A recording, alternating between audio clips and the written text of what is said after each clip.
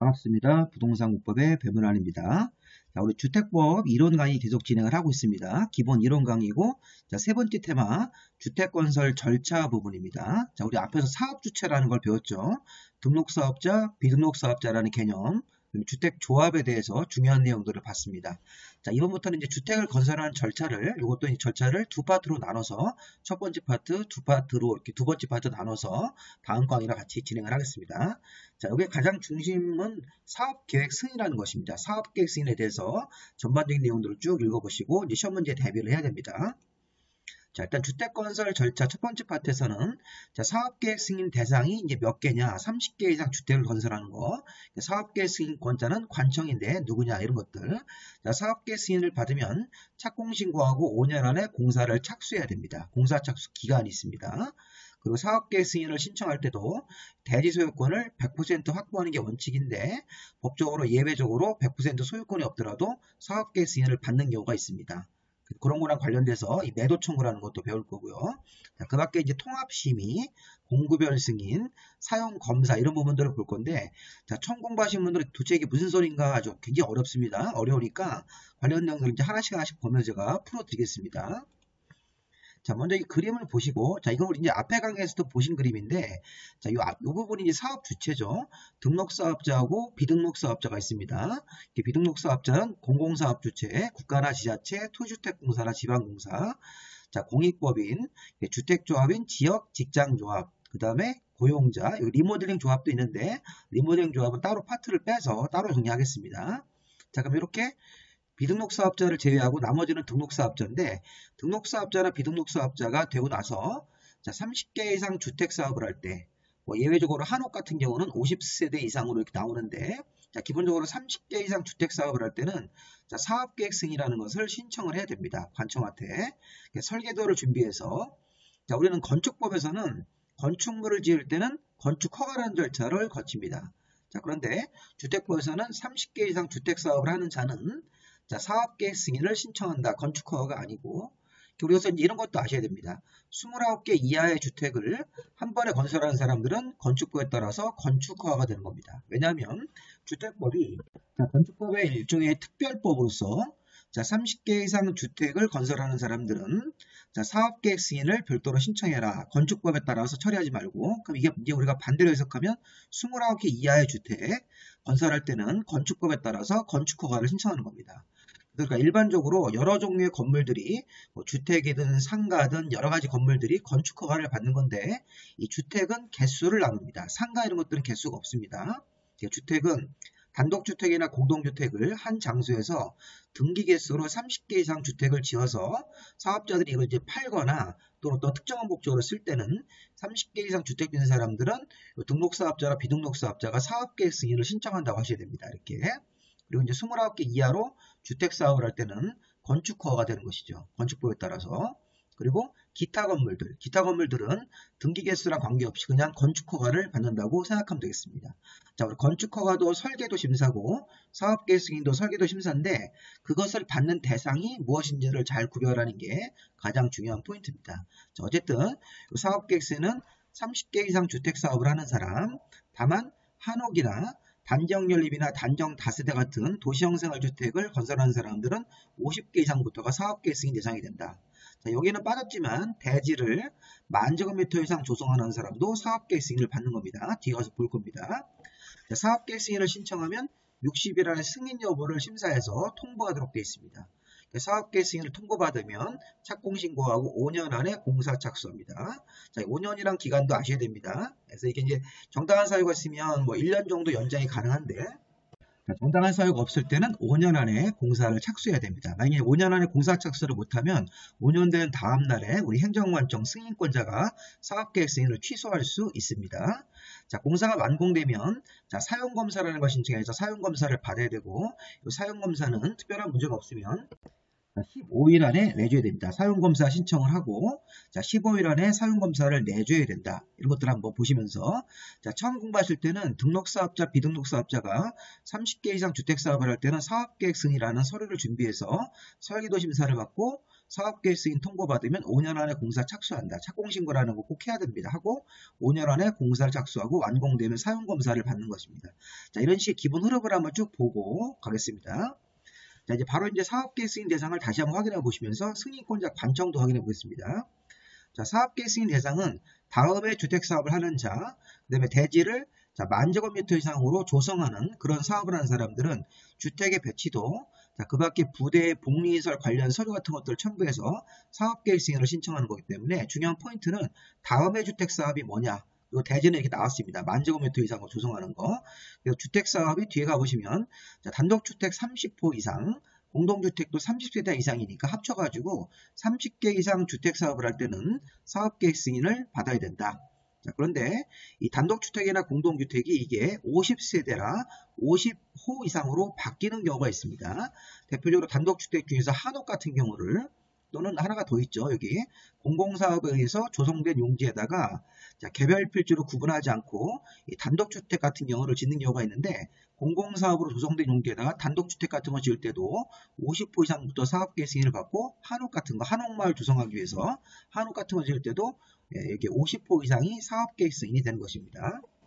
자, 실무에서 어떤 한옥마을을 갔는데 한옥마을 한 단지에 한옥이 49개가 있습니다. 이게 무슨 뜻일까요? 자, 50세대 이상, 50호 이상으로 지을 때는 사업계획 승인이라는 까다로운 심사를 받아야 되기 때문에 이 단독주택을 한 번에 지을 때 일부러 49개를 맞춰가지고 이게 이제 건축 허가를 받은 겁니다. 그렇게 해석하시면 되겠습니다. 자, 기본적으로 단독주택은 30호 이상, 다만 공공사업으로 조성된 용지에다가 단독주택을 짓는 경우 이렇게 한옥 같은 거 지을 때는 50호 이상으로 사업계획 승인 개수가 바뀝니다. 자, 공동주택도 30세대 이상의 공동주택을 지을 때는 사업계획 승인을 받습니다.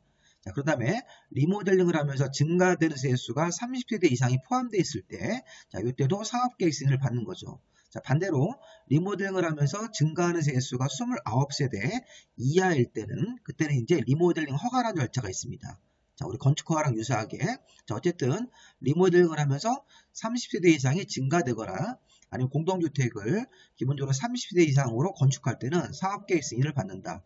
공동주택도 다음은 하나의 경우에는 50세대 이상으로 바뀌네요. 자, 단지형 연립이나 단정 다세대가 가번이나 나번 요건을 모두 갖췄을 때 가번 요건이 한 세대별 주거 전용 면적이 30제곱미터 이상이고 이 주택단지로 들어오는 진입도로 폭이 6m 이상 이런 것들을 맞췄을 때 30제곱미터 이상 6m 이상 도로 같은 것들을 이 폭을 맞췄을 때는 이 단정 연립이나 단정 다세대를 질 때도 50세대 이상으로 사업계획 승인이 바뀌고 또 주거환경 개선 사업을 스스로 보전 정비하는 방식을 취했을 때도 50세대 이상으로 공동주택을 지을 때 사업계획 승인을 받는데 자, 중요한 건 이런 거 한번 보시면 되겠습니다. 단정 연립이나 단정 다세대를 공동주택 형태로 지을 때는 50세대 이상 사업계획 승인을 적용한다. 30세대가 아니라 그리고 주거환경 개선 사업도 스스로 보전 정비하는 방식을 취해서 공동주택을 지을 때는 50세대 이상으로 사업계획 승인을 적용하는 경우가 있다는 겁니다. 자, 기본 흐름은 단독주택 30호인데 이렇게 50호 이상으로 바뀌는 경우가 있습니다. 한옥 같은 거 대표적으로 있네요. 공동주택도 30세대 이상부터 사업계획 승인을 받아야 된다. 단정 연립이나 단정 다세대 이런 것들은 50세대 이상부터 사업계획 승인을 받는다. 이렇게 생각하시면 되겠습니다. 기본적인 흐름만 좀 파악을 하시고요. 자, 사업계획 승인을 받아온 것을 변경할 때도 승인권자한테 변경 승인을 받아야 되고 다만 경미한 변경을 변경할 때는 변경 승인을 안 받는 게 있는데 이 경미한 변경이 시험 문제에서 심한 문제입니다. 이 경미한 변경은 나중에 다시 한 문제가 받을 겁니다. 일단 이렇게만 변경할 때도 변경 승인인데 경미한 사항을 변경할 때는 변경 승인을 안 받고 변경하는 경우도 있습니다. 자, 사업계획 승인권자 이것도 중요합니다. 관청. 자, 사업계획 승인권자는 아까 우리 30세대 30호 이상 짓는 주택 단지가 대지 면적으로 10만 제곱미터 이상이면 시도지사나 대도시고 대지 면적이 10만 미만으로 소규모일 때는 관청이 조금 바뀝니다. 특별광역자치시와 자치도 시장문수 같은 6명으로 바뀌는데 자, 중요한 거는 자, 주택사업하는 대지 면적 30호 이상 30세대 이상으로 주택사업을 한다. 뭐 예를 들어서 주택수가 뭐 500개, 600개 이런 식으로 경우에 따라서는 1000개를 짓는 아파트 단지도 있으니까 그런 거 생각하시면서 대지 면적이 주택사업하는 대지 면적이 10만 제곱미터 이상이면 시도지사나 대도시가 사업계획 승인권자다. 자, 우리 앞에서 시도지사가 뭐라고 배웠습니까? 특별광역자치시와 자치도 도지사 이게 시도지사죠. 그 다음에 이제 대도시 같은 경우는 인구 50만 이상의 대도시는 대도시의 시장이 도지사 역할을 대신하기 때문에 대도시의 시장도 사업계획 승인권자가 됩니다. 다만 대지 면적이 10만 미만일 때는 관청이 특별광역자치시와 자치도 다음에 도지사가 없어지고 시장문수로 바뀝니다. 도지사하고 대도시가 없어지고 시장문수가 이렇게 직접 사업계획 승인권자로 들어가는 경우도 있습니다. 대지가 소규모일 때는. 자, 중요한 건 이 파란색입니다. 대지가 10만 제곱미터 이상일 때는 시도지사나 대도시한테 가서 사업계획 승인을 받는다. 다만 기역, 니은, 디귿, 리을 이렇게 노란색 부분은 국토부 장관한테 사업계획 승인을 무조건 받아야 되는 예외가 되는 것입니다.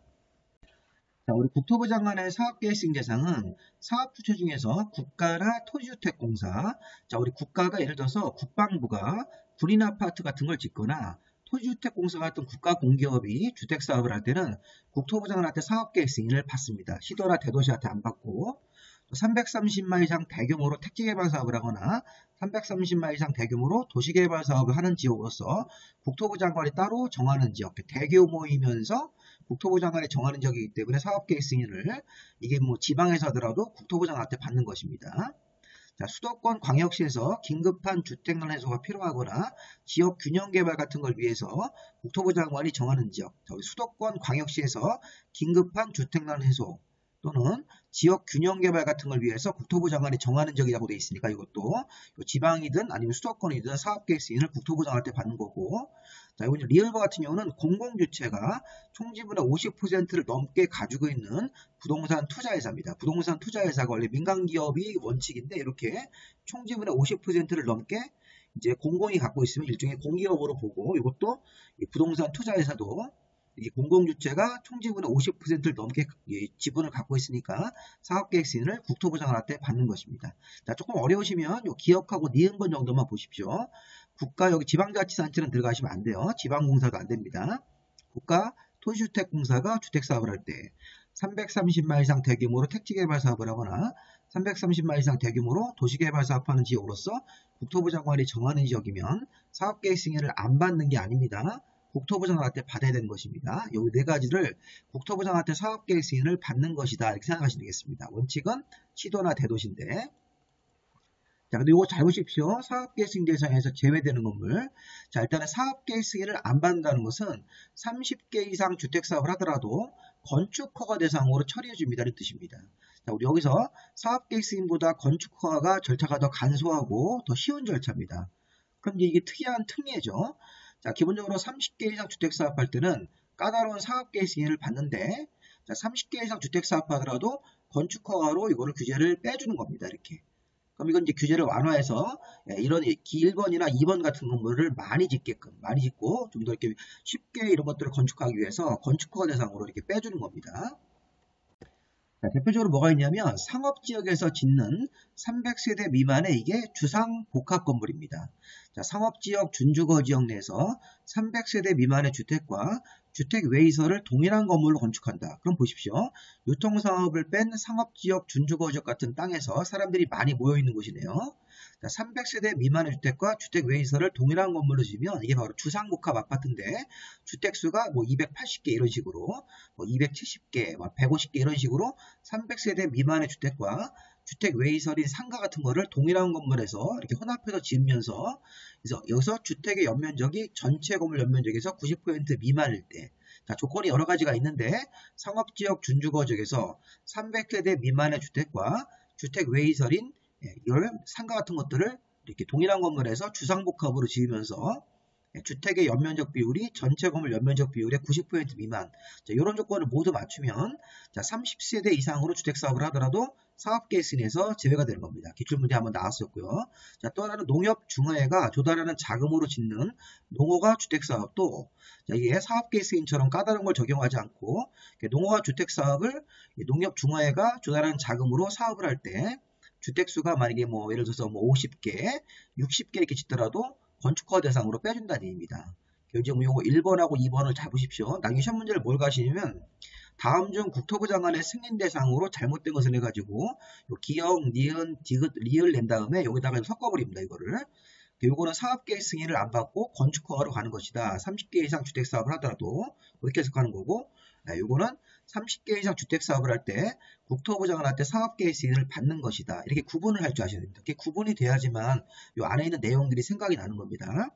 자, 우리 공법 우리가 정리하실 때는 뭐 암기법도 중요하지만 이게 무슨 말인지 이해를 해야지 관련 내용들이 우리가 정리가 되고 나중에 암기법으로 암기할 수 있는 것입니다. 자, 이런 식으로 하셔서 관련 내용들 한번 체크해 보시기 바랍니다. 국토부 장관한테 승인받아야 되는 것 4개, 30개 이상 주택사업을 하다도 사업계획 승인을 안 받고 규제 완화 차원에서 건축허가를 빼주는 거 2가지가 있으니까 혼동하지 않고 봐야 됩니다. 자, 두 번째 파트. 자, 착공신고와 공사 착수 기간. 자, 사업계획 승인을 신청하면 사업계획 승인 통보 기간이 60일입니다. 사업계획 승인권자는 정당한 사유가 없으면 사업계획 승인 신청을 받은 날로부터 60일 안에 사업계획 승인 여부를 통보해야 된다. 이것도 추가적으로 좀 메모해 주시고요. 자, 착공신고는 사업계획 승인을 받고 나서 공사를 착수하려면 이제 5년 안에 공사를 착수하는 건데 승인권자한테 사업계획 승인권자한테 공사를 한다고 착공신고서라는 걸 서류를 만들어서 제출해야 됩니다. 착공신고서를 내면 20일 안에 신고 수리 여부가 통지가 됩니다. 자, 여기 보십시오. 자, 지금 보시면 사업계획 승인을 신청하면 60일 안에 승인 여부가 통보가 온다. 그 사업계획 승인 통보받고 공사를 이제 5년 안에 착수해야 되는 긴 시간을 주고 보통 이제 우리가 건설회사가 공사를 빨리 진행하려면 바로 또 착공신고하는 경우도 있습니다. 자, 어쨌든 사업계획 승인 신청을 하면 60일 안에 사업계획 승인 여부를 통보하고 그 다음에 공사를 착수하기 위해서 착공신고서라는 걸 내면 착공신고가 접수가 정상적으로 되었다. 수리. 자, 이런 것들에 대한 그 답변 통보가 20일 안에 신고 수리 여부를 통지하게 되어 있습니다. 그래서 이거 60일짜리 통보, 그리고 20일짜리 요거 통지하는 거 이런 것들에 대해서는 요걸 가로넣기 형태로 문제를 낼 수 있으니까 이런 것도 좀 우리가 신경을 써서 봐야 됩니다. 그리고 여기 사업계획 승인을 받으면 5년 안에 공사를 착수해야 됩니다. 자, 5년 안에 공사 착수 안 하면 사업계획 승인을 취소할 수 있기 때문에 그런데 문제는 이제 정당한 사유가 있으면 1년 범위 안에서 연장도 가능합니다. 자, 정당한 사유 5가지가 있는데 이게 뭐냐면 어떤 조건 같은 걸 이행하기 위해서 공사 착수가 지연되는 경우 자, 문화재가 주변에서 발굴 같은 것들이 작업이 이루어져 가지고 자, 문화재가 발굴 작업을 하니까 이거 공사 착수를 못하는 경우도 있습니다. 이럴 때는 1년 범위 안에서 착수 기간을 연장할 수 있습니다. 자, 소송으로 해결하는 소유권의 분쟁. 자, 소송으로 해결하는 겁니다. 소송이 걸려가지고선 공사를 지금 못하고 있는 겁니다. 자, 소송 때문에 소유권 분쟁이 생겨가지고 소송으로 인해서 해결하고 있는 경우에는 이 소유권 분쟁이 끝나야지만 공사를 착수할 수 있고 자, 기반시설의 설치 같은 것들이 있어야 되는데 설치가 지연돼가지고 공사 착수를 못하는 경우 그 밖에 이제 불가항력적인 사유 같은 게 있습니다. 어떤 천재지변 같은 거. 자, 그럼 이렇게 이런 것들이 있었을 때 자, 이런 사유를 우리가 이제 교재에다 추가적으로 메모해 주시고요. 자, 어쨌든 사업계획 승인을 받으면 5년 안에 공사를 착수해야 되고 정당한 사유 같은 것들 이렇게 5가지가 있고 이런 사유가 있으면 1년 범위 안에서 연장을 할 수 있습니다. 그 최대 6년까지는 착수가 되어야 되는 것이죠. 자, 이런 식으로 한번 보시면 되겠고요. 자, 사업계획 승인 취소 아까 금방 설명한 겁니다. 사업계획 승인을 받는 날로부터 5년 안에 공사 착수 안 하면 사업계획 승인을 취소할 수 있다. 아니면 사업계획 승인을 받고 나서 사업 주체가 부도나 파산이 나가지고 공사 완료가 불가능한 경우도 사업계획 승인을 취소할 수 있습니다. 그 다음에 이 사업계획 승인을 받은 사업 주체가 어떤 사업이 좀 어려워져가지고 이제 경매나 공매 같은 거로 사업계획 승인 받아놓은 땅, 대지 소유권을 상실하는 경우도 사업계획 승인을 취소할 수 있습니다. 자, 이것도 추가적으로 좀 한번 확인을 좀 해주시고요. 자, 이제 3번 대지 소유권의 확보와 매도 청구라는 게 있습니다. 자, 우리 대지 소유권의 확보는 사업계획 승인을 신청하려면 대지 소유권을 100% 확보하는 게 원칙입니다. 자, 이런 규정은 우리 건축법도 나왔습니다. 건축법도 건축허가를 신청할 때는 대지 소유권을 100% 확보하고 신청하는 게 원칙인데 예외가 있었죠. 예외적으로 100% 소유권이 없더라도 건축허가 신청하는 예외가 있듯이 주택법도 사업계획 승인을 받으려면 대지 소유권을 100% 확보하는 게 원칙입니다. 여기 원칙 보세요. 사업계획의 승인을 받으려면 주택 건설할 대지에 소유권을 확보해야 된다. 다만 다음 어느 하나의 경우는 그러하지 않다. 잘 보십시오. 자, 그러하지 않다는 얘기는 소유권을 100% 확보하지 않아도 사업계획 승인을 신청할 수 있다는 것입니다. 예를 들어서 지구단위 계획이 결정되는 그런 결정이 필요한 주택 건설 사업이다. 자, 지구단위 계획 결정되는 지역들은 행정청이 특별히 관리하는 곳입니다. 자, 행정청이 특별히 관리하는 곳, 지구단위 계획 결정이 필요한 지역에서 대지 면적을 100분의 80 이상, 자, 80% 이상입니다.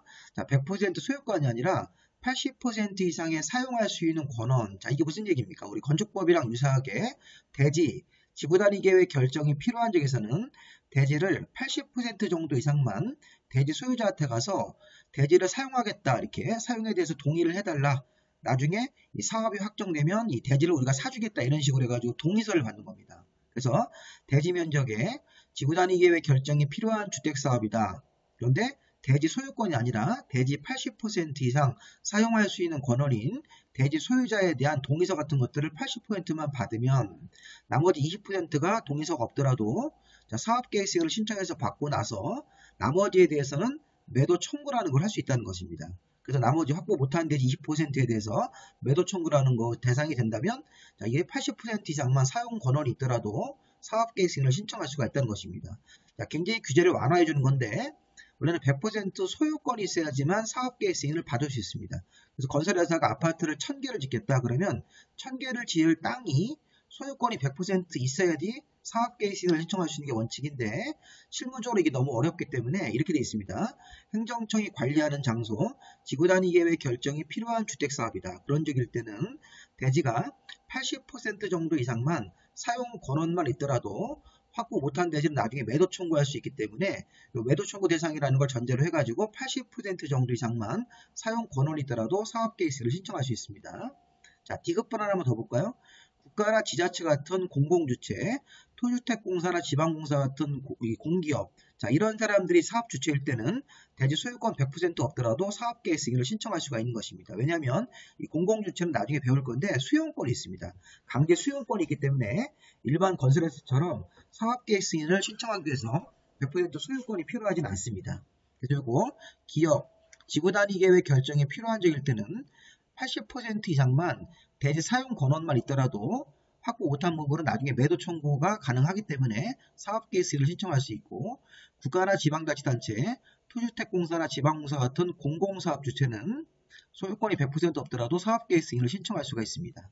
그다음에 니은번 하나만 더 보면 대지 소유권을 확보하지 못했더라도 대지를 100% 소유권을 확보하지 못했더라도 그 대지를 사용할 수 있는 권한, 지상권이라든가 임차권 같은 게 있으면 이것도 사업계획서를 신청할 수가 있습니다. 중요한 건 기억하고 D급번을 보시는 겁니다. 자, 문제는 여기 매도 청구인데 이 매도 청구는 제가 따로 이제 교재에는 좀 안 써놨는데 추가적으로 알아두십시오. 자, 매도 청구는 사업계획 승인과 관련된 매도 청구가 있고 리모델링 관련된 매도 청구라는 게 있습니다. 자, 먼저 보시면 사업계획 승인과 관련된 매도 청구가 뭐냐면 사업계획 승인을 받은 사업주체가 다음 각호에 따라서 사용할 수 있는 권한을 확보하지 못한 대지에 대해서 시가로 매도 청구할 수 있다. 시가로 매도 청구라는 게 우리에게 팔아라. 우리가 시가를 줄 테니까. 근데 누가 누구한테 하는 겁니까? 지금 보시면 사업계획 승인을 얻은 사업주체가 누구냐면 이 사람입니다. 여기 80% 이상 사용 권한만 확보하고 사업계획 승인을 신청해서 받은 자가 확보 못한 대지 소유자에 대해서 매도 청구라는 걸 하는 겁니다. 그래서 지금 보시면 다음 각호에 따라서 사용할 수 있는 권한을 확보 못한 대지, 그러니까 20%가 있으니까 그 대지나 건물 소유자 같은 사람들한테 시가로 매도 청구할 수 있습니다. 자, 이거 구분 한번 보십시오. 그러면 만약에 아까 80% 이상인데 95% 이상까지 확보하고 사업계획 승인을 받은 사람하고 80% 이상, 95% 미만 이렇게 이걸 구분할 줄 아셔야 됩니다. 이게 중요한 포인트입니다. 시험 문제에서. 다시 한번 아까 대지의 소유권이 100% 있어야 되는데 자, 예외가 있죠. 흐름상 그럼 지구단위 계획 결정이 필요한 그런 주택사업일 때는 대지 면적 80% 이상만 사용 권한이 있더라도 사업계획 승인을 신청해서 받을 수가 있어요. 그러면 80% 이상을 확보하고 사업계획 승인을 얻은 사업주체입니다. 이게 80% 이상 정도로 사업주체가 사업계획 승인을 신청해서 받은 겁니다. 확보한 다음에 그러면 확보 못한 대지 소유자 20%에 대해서 매도 청구를 하는 것인데 이걸 이제 다음 구분에 따라서 만약에 95% 이상 확보했을 때는 확보 못한 5%가 있습니다. 자, 95% 이상, 아까 80% 이상이기 때문에 경우에 따라서는 95% 이상까지 사용 권한을 확보했을 때는 사업계획 승인을 받고 나서 확보 못한 대지 소유자가 5% 미만으로 있겠죠. 그 모든 소유자한테 매도 청구가 가능하다. 근데 80% 이상, 95% 미만, 예를 들어서 뭐 90% 이런 식으로 85% 이렇게 확보한 사람은 사업계획 승인을 받고 나서 잘 보십시오. 자, 확보 못한 대지, 예를 들어서 90%만 확보하고 사업 케이스를 받으면 확보 못한 대지가 10% 미만 남습니다. 그럼 10% 미만 확보 못한 그 대지 소유자 중 지구단위 계획 결정 고시로부터 10년 전부터 대지 소유권을 계속 보유하고 있는 사람들을 제외하고 나머지 사람에 대해서만 매도 청구할 수 있다. 이렇게 되어 있습니다. 자, 무슨 차이가 있는 건가요? 95% 이상을 확보하고 사업계획 승인을 받으면 확보 못한 5% 모든 대지 소유자에 대해서 매도 청구가 가능하다. 시가로 매도 청구. 매도 청구를 거부하고 불응하면 나중에 소송으로 가가지고 판결문을 받으면 강제로 수용할 수가 있는 그런 권리가 생깁니다. 강제 뺏을 수 있는 권리가. 근데 대지를 80% 이상 95% 미만 확보했을 때, 예를 들어서 90%까지만 확보하고 사업계획 승인을 받으면 확보 못한 대지 소유자 10% 중에서 지구단위 계획 결정 10년 전부터 땅을 계속 가지고 있는 소유자를 제외하고 나머지 사람에 대해서만 매도 청구해야 되는 거고, 10년 이전부터 땅을 계속 가지고 있는 사람에 대해서는 이 시가보다 더 많은 금액을 지급하고 일반 매매로 사야 되는 것입니다. 이 매도 청구라는 걸 해서 불응하는 사람이 있으면 소송으로 가가지고 판결문을 받아서 강제로 뺏을 수 있는데, 이 매도 청구 대상에서 제외가 되는 사람도 있다는 거죠. 80% 이상 95% 미만만 확보하고, 예를 들어서 90%만 확보하고 사업계획 승인을 받으면, 그때는 확보 못한 10% 대지 소유자 중에서 지구단위 계획 결정되고 나서 10년 전부터 땅을 계속 가지고 있는 사람들은 제외하고 나머지 사람에 대해서만 매도 청구하고, 요 제외된 요 10년 이전부터 땅을 계속 가지고 있는 원주민들이겠죠. 자, 이런 사람에 대해서는 시가보다 높은 금액을 지급해가지고 일반 매매로 살 수밖에 없다는 것입니다. 그래서 보통 건설회사는 이렇게 95% 이상을 확보하고 사업계획 승인을 받은 다음에 확보 못한 모든 소유자에 대해서는 강제로 이렇게 매도 청구를 하는 거 먼저 해보고, 이 불응하면 소송으로 가서 판결문을 받아가지고 이제 강제로 뺏는 겁니다. 그래서 주택사업을 하는 겁니다. 자, 이런 것들 한번 잘 보시고, 매도 청구하기 전에 3개월 이상 충분히 가격 협의를 해야 되는 것입니다. 시가를 제시하고 3개월 정도 협의해보고, 협의가 안 되면 이 매도 청구가 이제 협상이 안 된 겁니다. 그러면 이제 소송으로 가는 거라고 생각하시면 되겠습니다. 자, 매도 청구라는 게 하나가 더 있는데요. 자, 이번에는 리모델링 사업으로 넘어가는 겁니다. 자, 일반적인 주택 건설 사업이 아니라 리모델링 조합을 만들어서, 자, 리모델링 사업을 할 때 잘 보십시오. 자, 리모델링 조합은, 자, 리모델링 허가를 신청하기 위한 동의율이 여기 분홍색 동의율이 있습니다. 각 동별 50% 이상, 전체 75% 이상.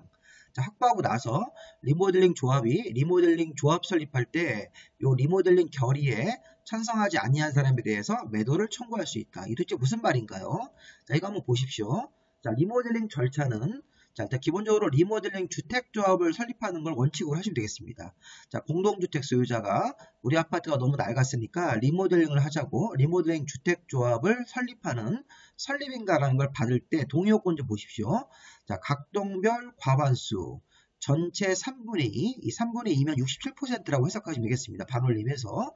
그럼 각 동별 과반수 전체 3분의 1 이상 동의를 받아가지고 이 동의 요건이 나오면 반대하는 사람이 있더라도 설립인가를 받아서 리모델링 조합이 설립이 되는 것입니다. 근데 문제는 리모델링 주택조합도 설립인가를 받으면 다음 절차가 뭔가요? 2년 안에 리모델링 허가한 절차가 있고 리모델링 사업계획 승인 받는 경우도 있겠죠. 자, 어떤 차이가 있습니까? 자, 우리가 리모델링 사업을 하면서 세대수가 증가되지 않거나, 자, 29개 이하로 증가가 되면 리모델링 허가라는 심사를 받습니다. 설계도 준비해서 30개 이상 증가가 되면 리모델링도 사업계획 승인으로 가는 건데, 자, 문제는 이거 보십시오. 자, 리모델링 허가나 리모델링 승인 받을 때는 동의 요건이 나중에 배울 거예요. 각 동별 50%, 전체가 75%입니다. 자, 여기 보시면 각 동별 과반수는 50% 초과란 뜻이고, 전체 3분의 1 이상 동의를 받는 것은 리모델링 조합 설립할 때 받는 동의 요건이고, 그 다음에 리모델링 허가나 리모델링 승인 단계로 내려갈 때는 동의 요건이 각 동별 50% 이상, 전체 75%니까 전체 동의가 틀리죠. 리모델링 할 때 동의 요건이 두 개가 나온다고 먼저 우리가 인식을 해야 됩니다. 리모델링 조합 설립인가, 리모델링 허가 같은 거 받을 때 동의 요건이 서로 틀리게 되어 있네요. 자, 그러면 중요한 건 뭐냐면 리모델링 설립인가에 반대한 사람, 요거 설립인가에 반대한 각 동별 과반수 전체 3분의 1 이상 여기 동의에 반대한 사람은 매도 청구 대상자가 되는 건데, 이 사업에 반대했기 때문에 언제 하는 거냐면 리모델링 허가에 대한 이 동의 요건을 받고 나서 매도 청구를 하는 겁니다. 중요한 포인트는 뭐냐면 리모델링 조합 설립인가를 받을 때 각 동별 과반 전체 3분의 2 여기에 반대한 사람에 대해서는 자, 아까 배웠던 매도 청구라는 걸 해서 시가를 우리가 사겠다. 리모델링 조합이 리모델링 조합 설립에 반대하는 사람에 대해 사업에 반대하는 사람에 대해서 매도 청구라는 걸 해가지고 이것도 불응하면 이제 소송으로 가가지고 강제로 뺏을 수가 있습니다. 근데 이제 매도 청구라는 걸 언제 하는 거냐면 매도 청구를 바로 하지는 못하고 리모델링 허가 쪽으로 내려가서 리모델링 허가를 받기 위한 이 동의 요건에 충족되면 그러면 리모델링 허가에 관한 동의를 받고 나서 이 매도 청구라는 걸 하는 겁니다. 다시 한번 보십시오. 리모델링 주택조합은 리모델링 허가를 받기 위한 이 동의 요건이 충족이 되면 확보가 되면 리모델링 주택조합이 리모델링 결의, 자 결의가 이 조합 설립인가 받을 때 반대한 사람들 각동별 과반하고 전체 3분의 2에 찬성하지 않고 반대한 사람이 있으면 이 분홍색 허가를 받기 위한 동의를 얻고 나서 이 매도라는 걸 청구할 수 있습니다. 이렇게 우리에게 시가로 팔아라 거부하면 소송으로 가겠다 이런 식으로. 그래서 여기 파란색 동의요건에 반대하는 사람은 이 분홍색 동의요건까지 맞추고 나서 매도 청구라는 거를 바로 하지 못하고 리모델링 허가를 위한 동의요건까지 맞춘 다음에 매도를 청구할 수 있다는 것입니다. 나중에 우리가 이제 리모델링 사업을 주변에서 보시면 리모델링은 조합 설립할 때는 파란색 동의요건, 그 다음에 리모델링 허가 같은 걸 받으려면 이 분홍색 동의요건을 두 가지를 맞추는 겁니다. 자, 그리고 마지막으로 네 번째 보시면 이제 통합심의 공동구별 승인, 자, 사용검사라는 게 있는데 통합심의는 자, 밑에 보시면 이 건축법상 건축심의, 국토계획법상 도시관리계획 같은 거에 잘 맞는지 그런 거에 대한 심의, 교통평가, 경관심의 같은 것들에 대해서 자, 승인권자는 필요하면 다음 사항을 따로따로 심의하지 않고 통합해서 심의할 수 있다. 다만 사업계획 승인을 받으려는 사람이 통합심의를 별도로 신청하면 통합심의를 의무적으로 해야 됩니다. 원래 통합심의 같은 것들이 이런 것들에 대해서 따로따로 심의하면 또 시간이 많이 걸리기 때문에 한 번에 묶어서 통합으로 심의할 수가 있습니다. 승인권자가 필요하면 원래 할 수 있다는데 사업계획 승인을 받는 사람들이 요청을 하면 신청 같은 걸 하면 통합심의를 의무적으로 해야 되는 것입니다. 자, 공구별 사업계획 승인은 뭐냐면 우리 공구라는 게 이제 사업계획 승인을 받고 나서 사업계획 승인을 받고 나서 이 공구별로 분할해가지고 이제 착공신고하고 공사에 들어갈 수 있는 단위인데 중요한 포인트는 뭐냐면 사업계획 승인을 600세대 이상으로 사업계획 승인을 받으면 자, 공구별로 분할해서 주택사업을 할 수 있다는 것입니다. 왜냐하면 우리 앞에서 배웠어요. 맨 앞에서 용어 정리할 때 공구별 1공구 적어도 300세대 이상 2공구 300세대 이상으로 공구로 나눌 수 있기 때문에 이 공구별로 분할하려면 하나의 공구당 300세대 이상은 들어가야 됩니다. 그래서 여기 사업계획 승인은 600세대 이상으로 받아야지 1공구 300세대, 2공구 300세대 이상 이런 식으로 맞춰가지고 사업계획 승인을 600세대 이상으로 받으면 승인받고 나서 이 공사를 착공신고하고 공사 들어갈 때 1공구, 2공구로 분할해서 할 수 있다는 것입니다. 자, 보통적으로 여기서 오시면 사업계획 승인은 330개 이상인데 만약에 사업계획 승인을 개수를 많이 맞춰서 600개 이상으로 받으면 자 이제 사업계획 승인을 받고 나서 착공신고하고 공사에 들어가는 단위를 1공구 300개 이상으로 사업계획 승인을 먼저 받고 나서 1공구 300개 먼저 공사 들어갑니다. 착공신고하고 그러고 나서 이제 얼마 있다가 2공구를 또 300개 이상으로 맞춰야 되기 때문에 최소한 공구가 뭐 1공구, 2공구, 3공구로 나누려고 그러면 900개 이상은 돼야 되는 겁니다. 1공구와 2공구까지만 나누려고 그러면 이제 600세대 이상으로 사업계획 승인을 받는 거죠. 그래서 자, 다시 돌아오시면 자, 공구별로 분할해서 주택을 공급할 수 있는 주택단지 호수가 자, 기본적으로 사업계획 승인을 600세대 이상으로 받으면 최소한 600세대 이상으로 받아야지 1공구 300개, 2공구 300개 분할해서 공사할 수 있는 사업계획 승인 받는 주택 개수입니다. 이게 이제 시험 문제입니다. 가로로 이렇게 묶어가지고 몇 세대 이상 돼야지 사업계획 승인을 받고 나서 공구별로 분할해서 주택을 건설 공사를 이렇게 구분해서 들어갈 수 있는지 이런 것들을 시험 문제에서 물어봤고요. 자, 마지막으로 사용검사가 있는데 자, 공사가 끝나고 나면 자, 주택사업이나 대지사업에 대해서 공사가 끝나면 시군구청장 사업계획 승인을 국토부 장한테 받으면 국토부 장관한테 사용검사를 받아야 됩니다. 자, 잘 생각해 보시면 우리 앞에서 사업계획 승인권자는 대지가 10만 이상일 때 시도지사나 대도시 또는 국토부 장관한테 사업계획 승인 받는 것이 따로 있었습니다. 네 가지가 있었죠. 자, 사업계획 승인권자는 시도지사나 대도시 또는 국토부 장관인데 이 사용검사권자는 공사 끝나고 사용검사할 때는 관청이 시도지사나 대도시가 아니라 시군구청장으로 바뀝니다. 그래서 시도지사 같은 특광도지사가 아니라 시군구청장한테 사용검사를 받는데 다만 사업계획 승인을 국토부 장관한테 받은 경우에는 국토부장한테 사용검사를 받아야 됩니다. 자, 사용검사를 신청한 날로부터 특별한 문제가 없으면 15일 안에 사용검사를 하고, 사용검사를 15일 안에 해야 되는 것은 15일 안에 사용검사를 해서 이제 문제가 없으면 사용검사를 내줘야 된다, 이렇게 해석하면 되겠습니다. 그래서 사용검사는 신청한 날로부터 7일 안에 사용검사를 해서 문제가 없으면 이제 사용검사를 내주도록 그렇게 되어 있는 것입니다. 자, 임시사용 승인은 정식으로 사용검사를 받기 전에, 자, 주택사업은 건물은 동별, 대지는 구획별로 임시로 먼저 완공된 건물에 대해서 이렇게 건물이 만약에 뭐 한 5개 동이 건설되는데 나머지 4개 동은 아직도 공사하고 있고 앞에 있는 한 동은 공사가 완공되면 이 동별로 임시사용 승인 같은 걸 받을 수 있고, 그 다음에 이제 공동주택일 때는 세대별로도 이렇게 한 동에 뭐 1, 2층 세대만 임시로 사용 승인 같은 걸 받을 수도 있습니다. 자, 임시 사용 승인 같은 경우는, 자, 만약에 우리 그 다음에 동별, 세대별로 임시 사용 승인이 둘 다 가능하다는 표현을 좀 한번 익혀두시고요.